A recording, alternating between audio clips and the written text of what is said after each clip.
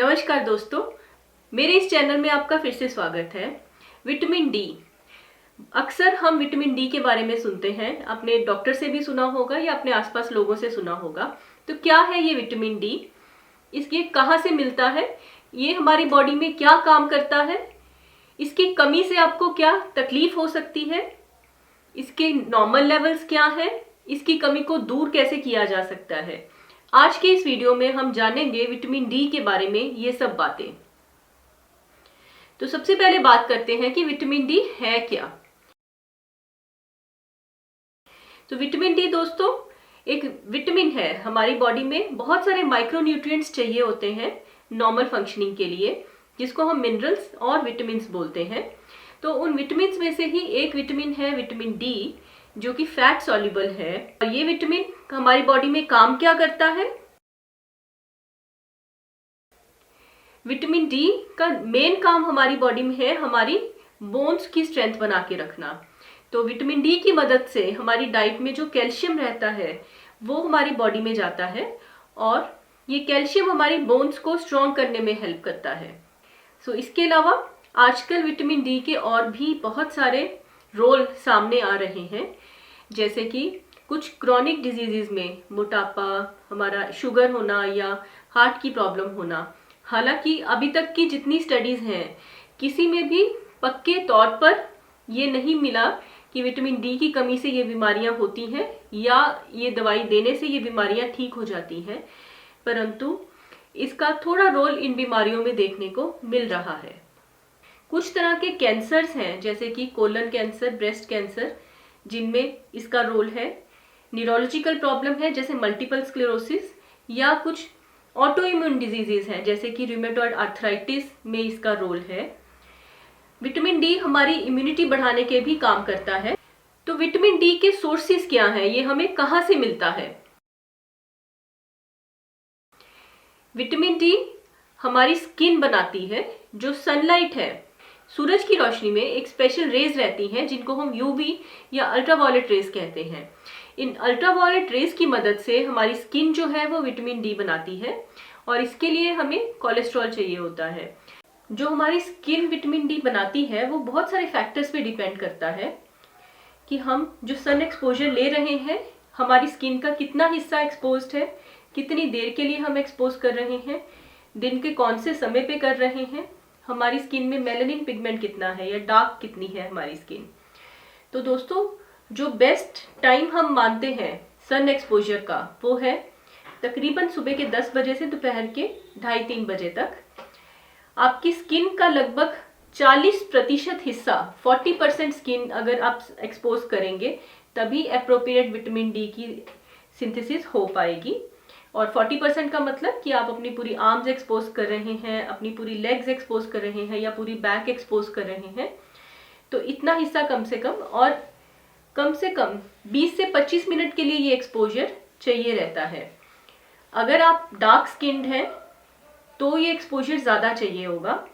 Dark skin के लोगों में क्योंकि मेलानिन की पिगमेंट हमारी स्किन में ज़्यादा रहता है, ये मेलानिन यूवी जो एब्जॉर्प्शन है अल्ट्रावायलेट रेज की उनको कम कर देता है, जिस वजह से विटामिन डी का सिंथेसिस कम हो जाता है।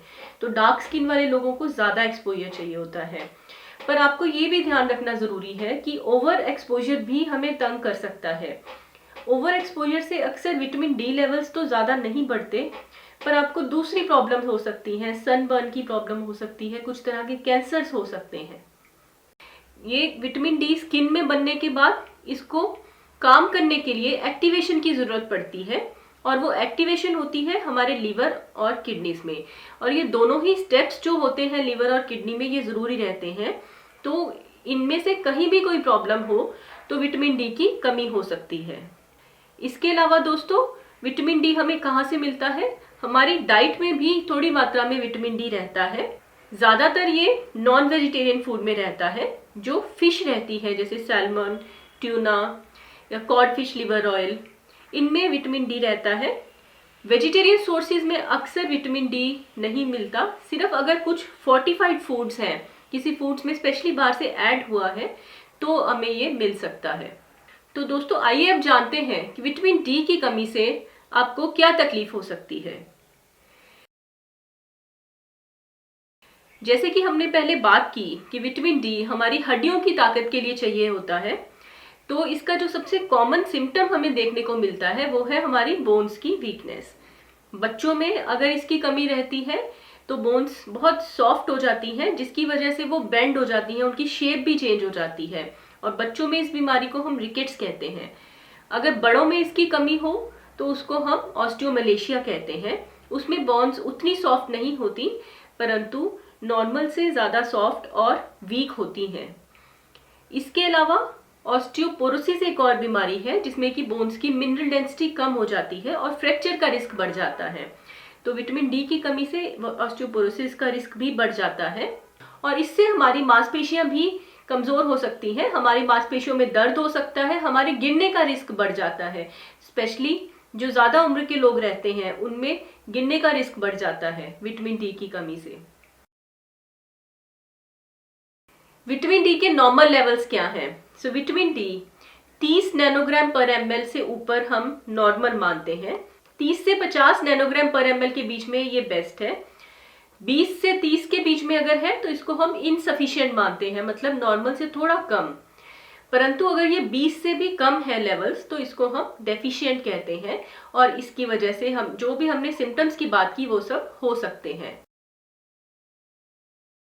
तो आइए अब जानते हैं कि किन लोगों को विटामिन डी की कमी के चांसेस रहते हैं। जैसे कि हमने पहले बात की कि नॉर्मली विटामिन डी हमारी स्किन में बनता है, तो कुछ लोग रहते हैं जिनमें इसका बनना नॉर्मल से कम हो सकता है। बच्चों में, इन्फेंट्स में इसकी कमी होने के चांसेस ज़्यादा रहते हैं, स्पेशली 0 to 1 ईयर की एज के बीच में।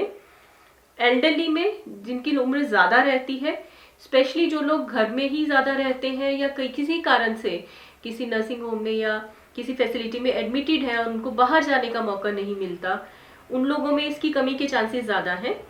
किसी वजह से आप धूप में नहीं जा रहे हैं, जैसे कि आपका ऑक्यूपेशन ऐसा है जिसमें आपको सारा दिन अंदर रहना पड़ता है, आप अगर जाते भी हैं धूप में ये कवर करके जाते हैं। आपकी स्किन डार्क है, जिन लोगों की स्किन डार्क रहती है उनमें भी मेलानिन पिगमेंट ज़्यादा होने की वजह से ज़्यादा एक्सपोजर चाहिए होता है सेम विटामिन डी बनने के लिए। अगर आप वेजिटेरियन हैं तो आपको डेफिशिएंसी का चांस है, क्योंकि वेजिटेरियन डाइट में ये नहीं रहता। अगर आपकी स्किन डार्क है, क्योंकि उस डार्क स्किन मतलब ज़्यादा मेलानिन पिगमेंट होना, तो भी विटामिन डी कम बनेगा। अगर आपको कोई पेट की प्रॉब्लम है, जैसे कि आपको मिल्क इंटॉलरेंस है या आपकी पेट की सर्जरी हुई है, जैसे कि बेरिएट्रिक सर्जरी या वेट लॉस सर्जरी जिसको हम बोलते हैं, अगर आपको पेट की कोई और प्रॉब्लम्स है जैसे कि क्रॉन्स डिजीज़ या इन्फ्लामेटरी बाउल डिजीज़ जिसमें कि एब्जॉर्प्शन कम रहती है, इन सभी बीमारियों के चलते आपको विटामिन डी की कमी हो सकती है।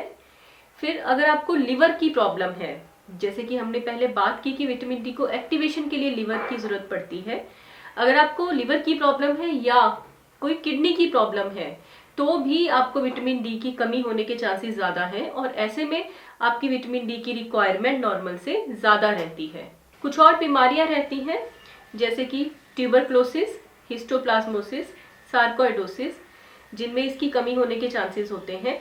कई बार कुछ दवाइयाँ ऐसी रहती हैं जिनकी वजह से विटामिन डी की कमी हो सकती है, जैसे कि अगर आप कोई एंटी एपिलेप्टिक ड्रग्स पे हैं जैसे कि फेनिटोइन, या ट्यूबरक्लोसिस की मेडिसिन है रिफैम्पिसिन, कुछ ऐसी मेडिसिन अगर आप लेते हैं तो भी इसकी कमी के चांसेस बढ़ जाते हैं। तो अब बात करते हैं कि नॉर्मल रिक्वायरमेंट कितनी होती है विटामिन डी की। तो नॉर्मल छोटे बच्चों में 1 ईयर की एज तक ये रिक्वायरमेंट अबाउट 400 यूनिट्स रहती है डेली। उसके बाद 1 साल से लेकर ऑलमोस्ट 70 ईयर्स तक ये रिक्वायरमेंट सिमिलर रहती है, अबाउट 600 यूनिट्स डेली। प्रेगनेंसी में इसकी रिक्वायरमेंट ज़्यादा होती है, अराउंड 800 यूनिट्स, और एल्डरली में 70 ईयर्स के बाद के लोगों में इसकी रिक्वायरमेंट और बढ़ जाती है, तकरीबन 1000 to 1200 यूनिट्स डेली के चाहिए होते हैं। तो अब जानते हैं कि विटामिन डी की अगर आपको कमी सस्पेक्ट कर रहे हैं, कोई सिम्टम्स हैं, तो उसको कैसे डायग्नोज करते हैं।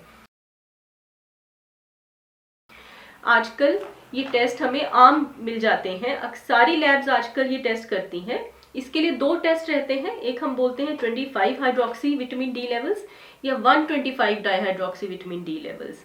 तो दोस्तों जो 25 हाइड्रोक्सी विटामिन डी लेवल है ये बेस्ट टेस्ट मानते हैं, और इसी के लेवल्स की जो हम पहले बात कर रहे थे, जो 30 to 50 नैनोग्राम पर मिलीलीटर हम नॉर्मल लेते हैं। क्या विटामिन डी नॉर्मल से ज्यादा नुकसान भी कर सकता है? तो इसका जवाब है हाँ। अगर इसके लेवल्स नॉर्मल से बहुत ज़्यादा बढ़ जाएं, अक्सर ये सिम्टम्स हम मानते हैं कि जब 100 नैनोग्राम पर ml से ज़्यादा लेवल्स रहते हैं, पर कुछ लोगों में हम देखते हैं कि 50 से ऊपर भी जब लेवल्स हों तो कुछ लोगों में ये सिम्टम्स आ सकते हैं। अक्सर जो विटामिन डी टॉक्सिसिटी है या लेवल्स ज़्यादा हैं, वो सप्लीमेंट्स अगर हम ओरली ले रहे हैं, मुंह से ले रहे हैं, या सन एक्सपोजर से है, उनसे इसके लेवल्स ज़्यादा नहीं होते। इसके लेवल्स ज़्यादा होने की संभावना रहती है अगर हम विटामिन डी के इंजेक्शन ज़्यादा लगवाते हैं। और इसके सिम्टम्स क्या हो सकते हैं? विटामिन डी हमारे कैल्शियम लेवल्स को नॉर्मल से बढ़ा देता है, और जो सिम्टम्स है वो हाई कैल्शियम के ही रहते हैं, जिसमें कि आपको उल्टी जैसा महसूस होना या उल्टी आना, पेट दर्द होना, कब्ज हो सकती है, यूरिन ज़्यादा आ सकता है, आपको अल्सर की प्रॉब्लम हो सकती है, आपकी किडनी में स्टोन बन सकते हैं, या आपको किडनी फेलियर भी हो सकता है। कुछ केसेस में अगर ये ट्रीटमेंट नहीं हो या कैल्शियम लेवल्स बहुत ज़्यादा बढ़ जाए तो आपके ब्रेन पे भी इफेक्ट हो सकता है, जिसमें कि बेहोशी आना या डिसोरिएंटेड होना, कंफ्यूजन होना, आपको आसपास की सुध ना रहना, ऐसे सिम्टम्स भी हो सकते हैं। तो अब बात करते हैं सबसे ज़रूरी चीज़, इसके ट्रीटमेंट के बारे में। तो विटामिन डी के ट्रीटमेंट के लिए अक्सर हमें बाहर से सप्लीमेंट्स देने ही पड़ते हैं। बहुत बार हम नॉर्मल सन एक्सपोजर से ये इसके लेवल्स, या डाइट में विटामिन डी बढ़ाने से इसके लेवल्स नहीं बढ़ा पाते, और इसकी कमी को दूर करने के लिए हमें सप्लीमेंट्स देने ही पड़ते हैं। ये सप्लीमेंट्स जिन लोगों में कुछ पेट की बीमारियां हैं, जैसे हमने पहले बात की, तो उन लोगों में इसकी रिक्वायरमेंट ज़्यादा हो सकती है, या आमतौर पर इसकी जो रिक्वायरमेंट है वो 6 से 8 हफ्ते हम देने के बाद इसके जो मेंटेनेंस डोज है वो थोड़ी कम कर देते हैं। तो अगर आपको कुछ सिम्टम्स हैं या आपके लेवल्स कम हैं तो आप अपने डॉक्टर से ज़रूर मिलिए और उसके अकॉर्डिंग अपना ट्रीटमेंट कराइए। तो दोस्तों आज के लिए इतना ही। अगले हफ्ते एक और ऐसे ही वीडियो के साथ हम फिर से आएंगे। तो तब तक अपनी सेहत का ध्यान रखें। जय जिनेंद्र।